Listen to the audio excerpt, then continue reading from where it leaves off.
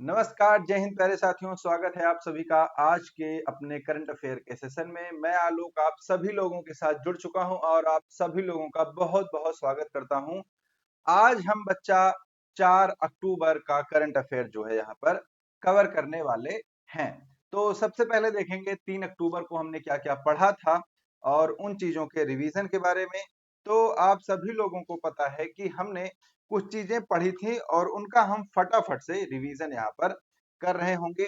सबसे पहला क्या था हमारा कि हमने पढ़ा था सशस्त्र बल चिकित्सा सेवा एएफएमएस की पहली महिला महानिदेशक कौन बनी थी। तो आप सबने पढ़ा था आरती सरीन को एएफएमएस का पहली महिला महानिदेशक नियुक्त किया गया था।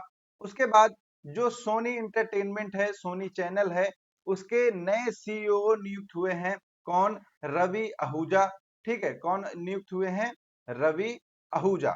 उसके बाद भारत और कजाकिस्तान के बीच में एक सैन्याभ्यास आयोजित किया जा रहा है। कहां पर?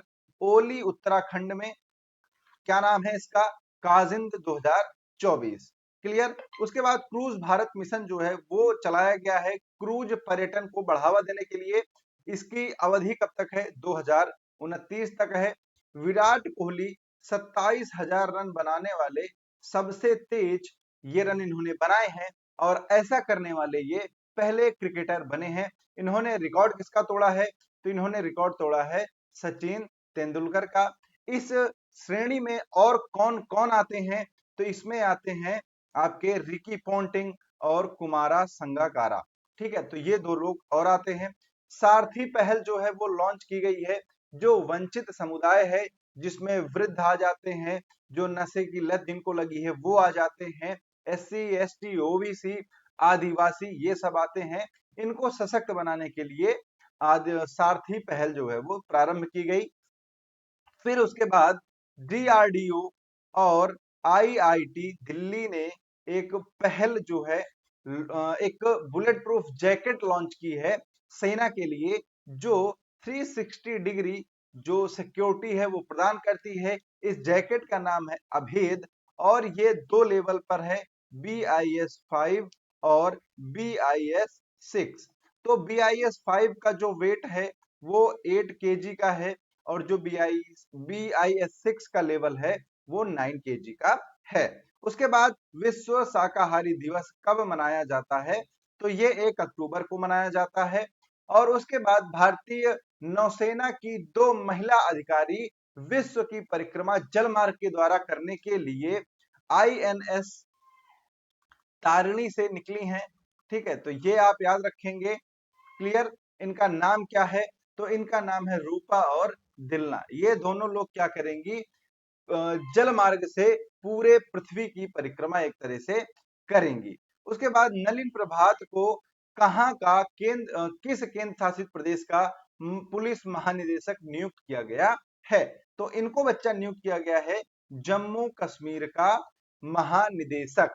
क्लियर। उसके बाद आपसे पूछा गया अंतरराष्ट्रीय ऊर्जा एजेंसी की स्थापना कब हुई थी? तो वो हुई थी 1974 में। तो ये सारी चीजें हमने पढ़ी थी 3 अक्टूबर को।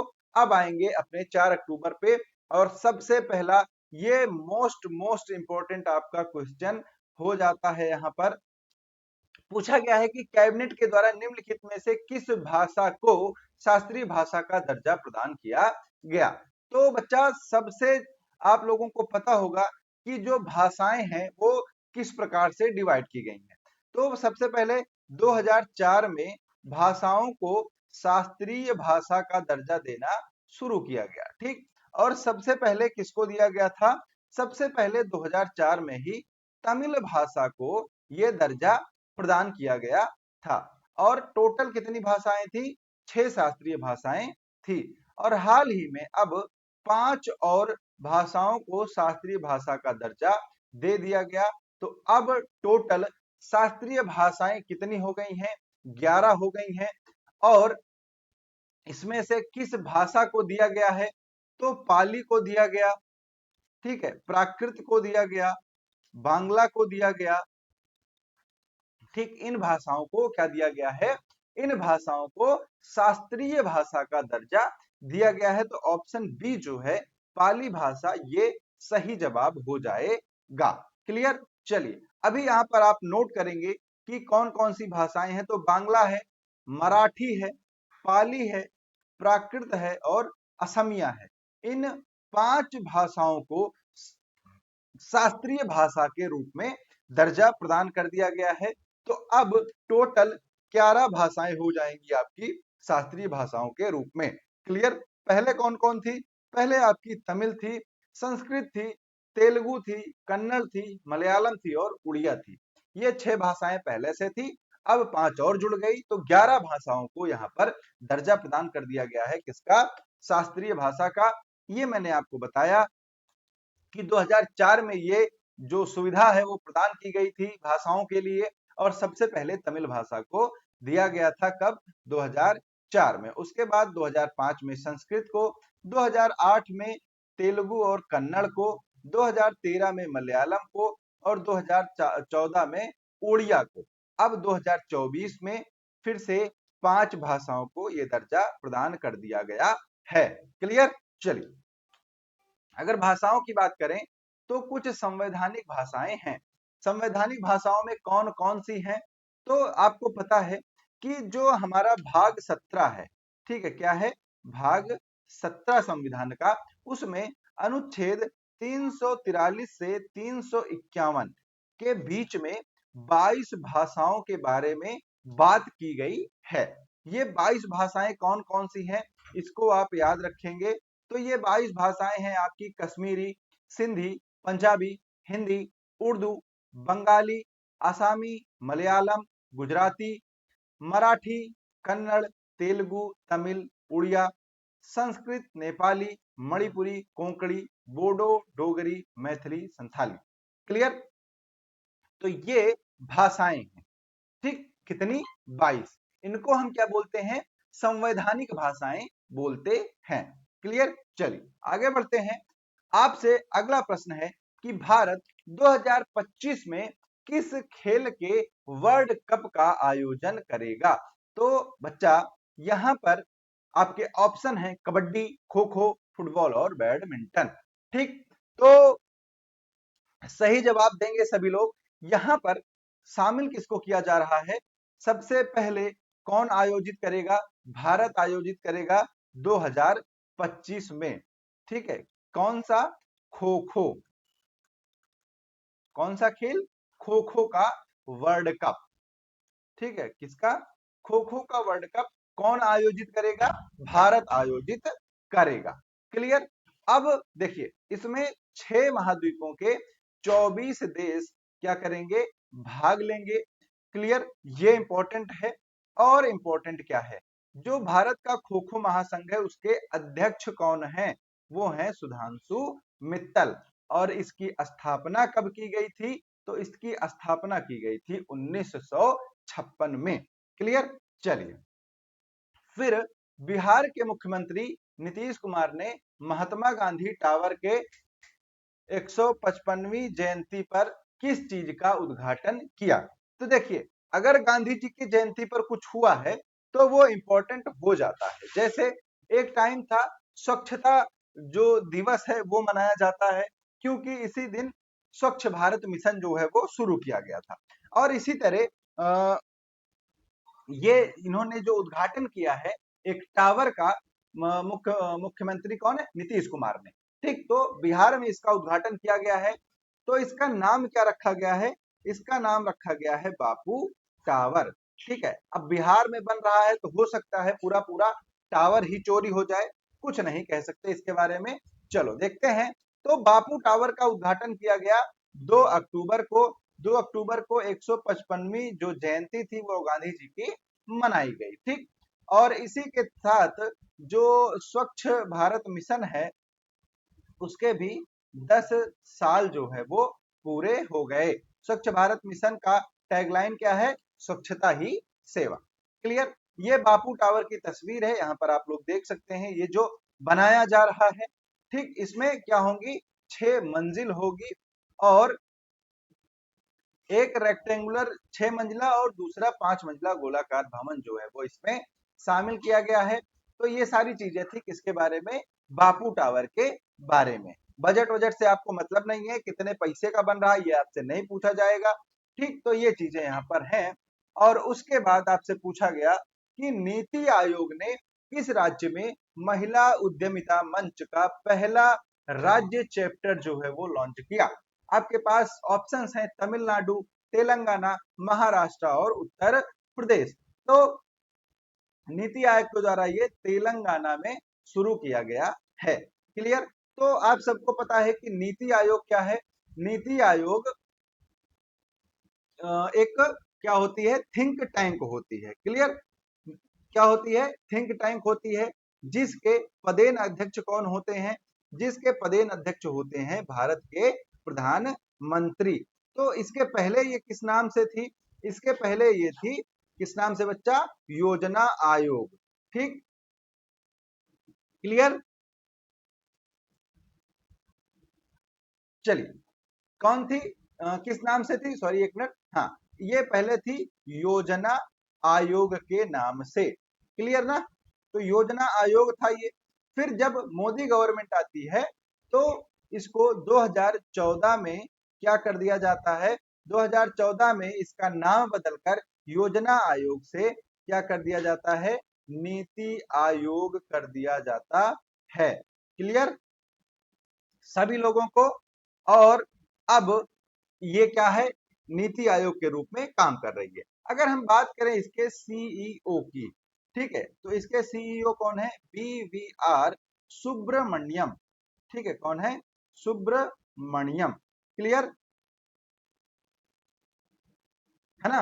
और हाँ, अध्यक्ष तो पता ही है कि जो प्रधानमंत्री होंगे वो क्या होंगे, इसके पदेन अध्यक्ष हो जाएंगे। क्लियर ना? चलिए, तो यहाँ पर तेलंगाना में क्या किया गया, एक राज्य महिला उद्यमिता मंच का चैप्टर जो है वो स्टार्ट किया गया।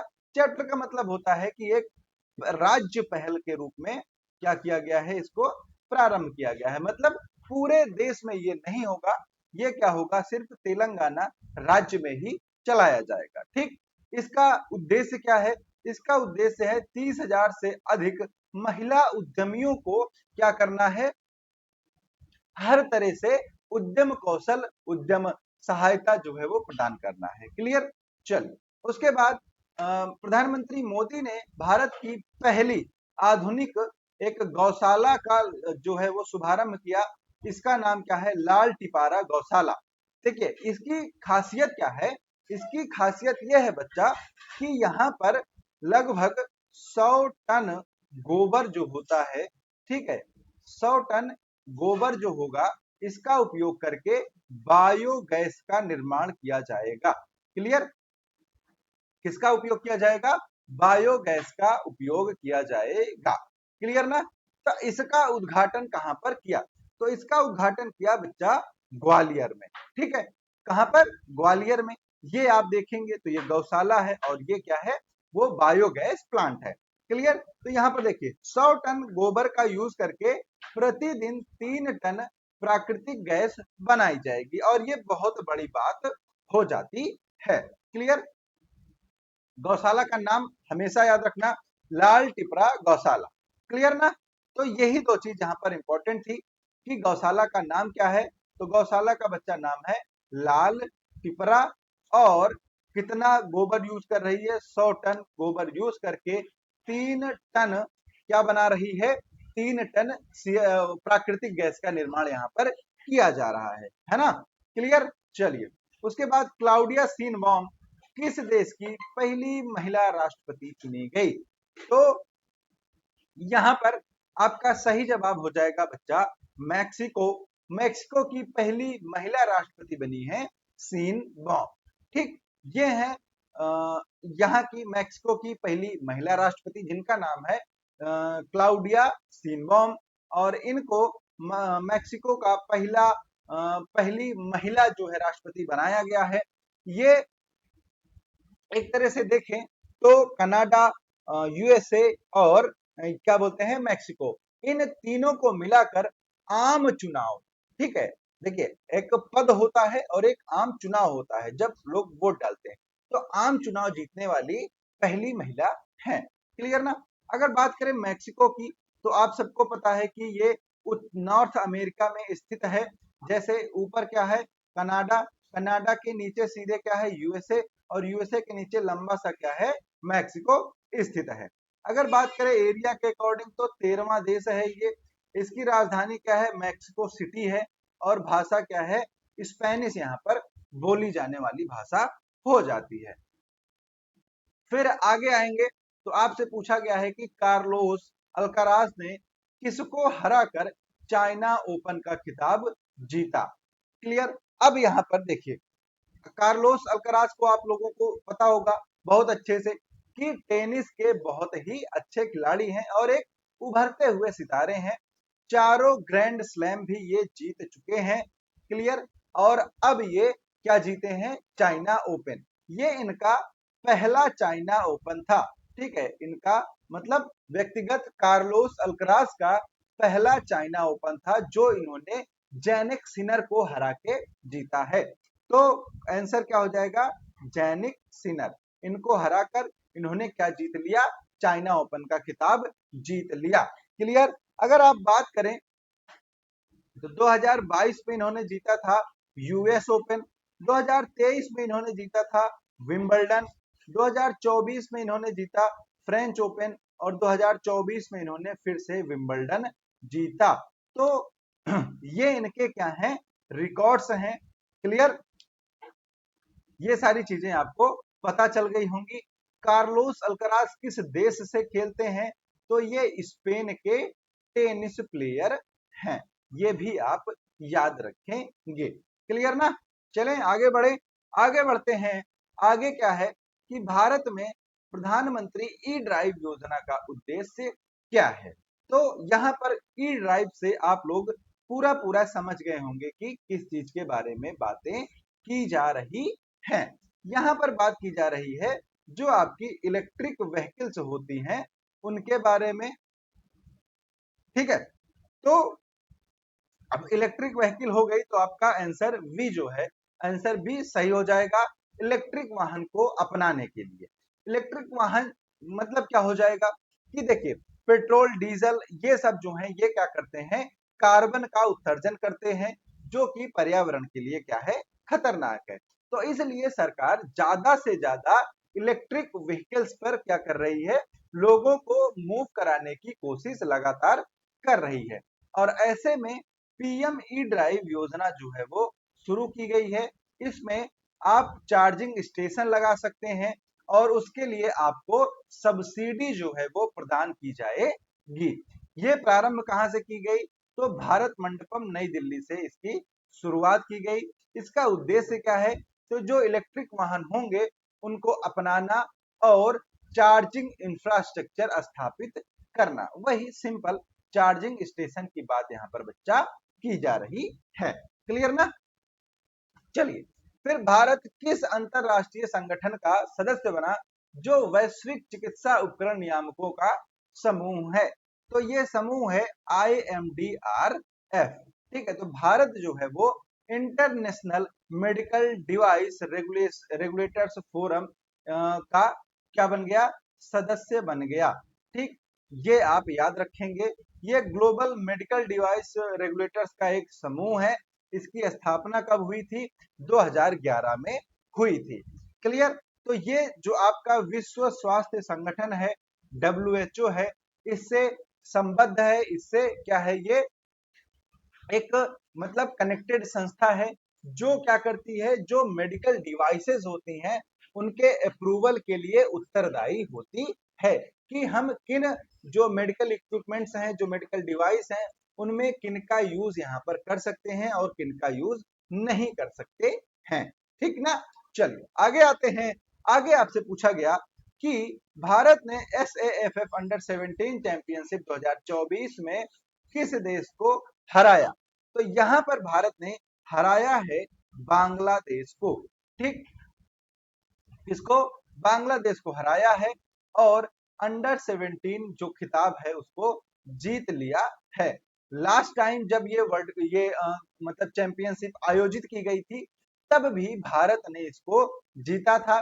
तो भारत की जो जीत की श्रृंखला है वो लगातार मतलब बनी हुई है। ठीक ना। तो ये उतना इंपॉर्टेंट नहीं था। हाँ, ये इंपॉर्टेंट है, विश्व ग्रीन इकोनॉमी फोरम 2024 का आयोजन कहां पर हुआ।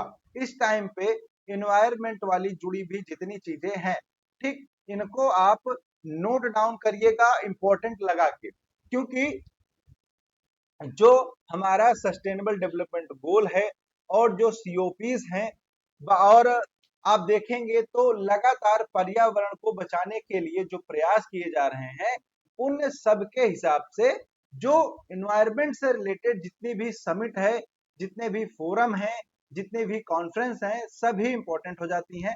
तो यहाँ पर इसको आप अच्छे से देखेंगे कि ये क्या है। तो विश्व इकोनॉमी फोरम का आयोजन 2024 वाला कहाँ किया गया? दुबई में किया गया। ठीक है, अब इसकी थीम क्या है? वैश्विक कार्यवाही को सशक्त बनाना, अवसरों को खोलना और प्रगति को आगे बढ़ाना, ये इसकी थीम है। थीम बहुत ही ज्यादा इंपॉर्टेंट हो जाती है, ठीक ना। और आयोजन कहां पर किया गया? तो दुबई में किया गया, और बहुत ज्यादा चांसेस होते हैं कि आपसे होस्ट पूछा जाए कि कहां पर किया गया, और अगर होस्ट नहीं पूछा जाएगा तो फिर आपसे पूछा जा सकता है कि इसकी थीम क्या है ना। चलिए, फिर इजराइल ने किस अंतरराष्ट्रीय नेता पर प्रवेश का प्रतिबंध लगाया है? तो नेता कहना यहां पर सही नहीं होगा, फिर भी जो यूएन के सचिव हैं, यूएन के चेयरमैन हैं एंटोनियो गुटेरस, इनके एंट्री पर इजराइल ने बैन लगा दिया है। क्यों लगाया है? क्योंकि आप लोगों ने देखा होगा कि इजराइल और ईरान और लेबनान, ठीक, ये क्या कर रहे हैं? एक दूसरे पर हमला कर रहे हैं। मतलब कि इजराइल एक साइड है, लेबनान और ईरान इजराइल पर हमला कर रहे हैं, और इजराइल भी क्या कर रहा है, यहाँ पर जो लड़ाई है वो जारी रखे हुए। तो ऐसे में ईरान की तरफ से लगभग 180 मिसाइल्स दागी गई थी किस पर? इजराइल की तरफ। और इजराइल का कहना है कि यूएन में इसके लिए एंटोनियो गुटेरेस जो है, उन्होंने कोई बात नहीं कही और ईरान की निंदा नहीं की, और इसके लिए क्या किया? प्रतिबंध लगा दिया है किस पे? एंटोनियो गुटेरेस पे। ठीक, तो बस बात इतनी ही है। अब बात करें अगर यूएन की, तो यूएन की स्थापना कब हुई थी? 1945 में। कुल इसके सदस्य देश कितने हैं? तो बात करेंगे अगर इसके राष्ट्रों की, तो 193 वर्तमान में इसके सदस्य राष्ट्र हैं। वर्तमान महासचिव कौन है? एंटोनियो गुटेरस हैं। यहाँ पर 6 आधिकारिक भाषाओं का यूज किया जाता है, और सैन फ्रांसिस्को में इसका पहला सम्मेलन जो है वो किया गया था। इसके प्रमुख जो पार्ट्स हैं वो कौन कौन हैं? तो इसमें आ जाएगा आपका इंटरनेशनल कोर्ट ऑफ जस्टिस, इसमें आ जाएगा आपका यूनाइटेड नेशन जनरल असेंबली, और आ जाएगा यूनाइटेड नेशन सिक्योरिटी काउंसिल, और इसके बाद बाकी सारी चीजें हैं वो यहाँ पर आ जाएंगी। क्लियर ना? चलिए आगे चलते हैं। आगे आपसे अब पूछा गया और बताया भी गया कुछ पौनों के बारे में। ठीक है, तो अब करंट अफेयर खत्म करके हम आएंगे अपने स्टैटिक वाले पार्ट पे। तो ये क्या है? स्थानीय हवाएं हैं। ठीक है, क्या है? स्थानीय हवाएं हैं या फिर पवने हैं। क्लियर? अब इनके बारे में आइए थोड़ा सा हम जानते हैं। तो सबसे पहली कौन सी हो जाएगी? चिनूक। चिनूक क्या है? गर्म हवा है, और ये कहां पर चलती है? उत्तरी अमेरिका में रॉकीज पर्वतमाला पर। फिर उसके बाद फोहन, या फिर इसको हम फौन भी बोलते हैं। ये क्या है? ये भी गर्म और शुष्क हवा है। ये आल्प्स पर्वत यूरोप महाद्वीप पर चलती है। ब्रिक फील्डर, ये भी गर्म एवं शुष्क हवा है, ये ऑस्ट्रेलिया में चलती है। सिरोको भी गर्म और क्या है? आर्द्र हवा है, जो सहारा रेगिस्तान में चलती है। सोलानो गर्म और आर्द्र हवा है, जो सहारा से लेबनान प्रायद्वीप तक चलती है। उसके बाद हरमट्टन है, इसको डॉक्टर विंड भी बोलते हैं। क्लियर? ये गर्म और शुष्क हवा है, ये पश्चिमी अफ्रीका में चलती है। फिर बोरा या फिर बोरा, किसको क्या बोलते हैं? ये ठंडी हवा है, और हंगरी से उत्तरी इटली तक ये चलती है। फिर मिस्ट्रल है, मिस्ट्रल भी ठंडी हवा है, ये फ्रांस में बहती है। और नॉर्वेस्टर जो है, ये गर्म हवा है, न्यूजीलैंड में ये बहती है। तो ये सारी क्या है? स्थानीय पवने हैं। और आपसे पेपर में पूछा जाता है कि मान लीजिए पूछा जाएगा चिनूक किस प्रकार की हवा है, या फिर आपसे पूछ लिया जाएगा कि निम्नलिखित में से कौन सी हवाएं गर्म हवाएं हैं, तो वहां पर आपको आंसर देना पड़ेगा। तो ये आप याद रखेंगे। फिर आपसे पूछा गया कि चिनूक किस प्रकार की हवा है, तो चिनूक गर्म और शुष्क प्रकार की हवा है, ये आप समझ जाएंगे। फिर आएंगे अपने किस पर, एक और स्टैटिक जीके जो है कि भारत की अंतरराष्ट्रीय सीमाओं पर स्थित जो प्रमुख राज्य हैं उनके बारे में। ठीक, तो आप सबने पढ़ा होगा वो ट्रिक जो हम बोलते हैं क्या, बचपन में एमबीए। ठीक, बा से क्या हो जाएगा, बांग्लादेश, चीन, पाकिस्तान, नेपाल, फिर म्यांमार, फिर भूटान, फिर अफगानिस्तान। ये बोलते हैं, ये क्या है, ये ट्रिक है याद करने की, किसको, भारत के पड़ोसी देश। ठीक, सबसे ज्यादा सीमा किससे लगती है, बांग्लादेश से लगती है, उसके बाद चीन से। फिर आइए देखते हैं कौन कौन से देश हैं जो भारतीय राज्यों को क्या है, कहां कहां से कनेक्ट करते हैं। तो पाकिस्तान जो है ये भारत के किन राज्यों से लगता है, तो जम्मू कश्मीर से, पंजाब से, राजस्थान से और गुजरात से। चीन किसके किसके साथ लगता है, चीन की सीमा जम्मू कश्मीर से लगती है, हिमाचल प्रदेश से लगती है, उत्तराखंड से लगती है, सिक्किम से लगती है और अरुणाचल प्रदेश से चीन की सीमा लगती है। फिर नेपाल की सीमा किससे किससे लगती है, बिहार से, उत्तराखंड से, उत्तर प्रदेश से, सिक्किम से और पश्चिम बंगाल से। फिर बांग्लादेश, बांग्लादेश की सीमा सबसे लंबी स्थलीय सीमा है, तो पश्चिम बंगाल, मिजोरम, मेघालय, त्रिपुरा और असम जो है ये बंगाल के साथ सीमा साझा करते हैं। फिर बात करेंगे भूटान की, तो भूटान पश्चिम बंगाल, सिक्किम, अरुणाचल प्रदेश और असम के साथ अपनी सीमाएं साझा करता है। फिर म्यांमार, म्यांमार अरुणाचल प्रदेश, नागालैंड, मणिपुर और मिजोरम के साथ अपनी सीमाएं साझा करता है। और सबसे कम जो सीमा लगती है वो अफगानिस्तान के साथ लगती है, कहां पर, जम्मू और कश्मीर में, जो कि अभी पीओके का हिस्सा है। क्लियर ना।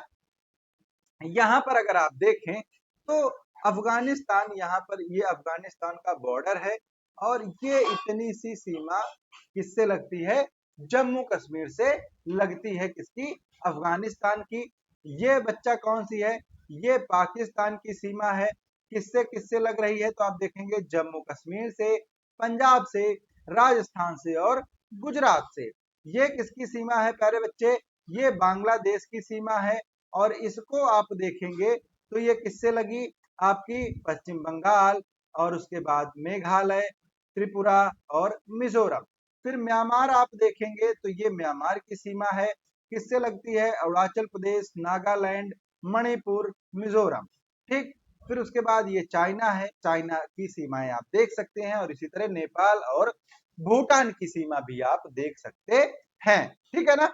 चलिए, तो ये था आज का आपका जो करंट अफेयर का सेशन था, और उम्मीद करता हूं आप लोगों को जो वैल्यूएबल चीजें हैं वो मैंने आपको दी हैं, और इससे ज्यादा कोई भी करंट अफेयर पढ़ने की जरूरत आपको नहीं है।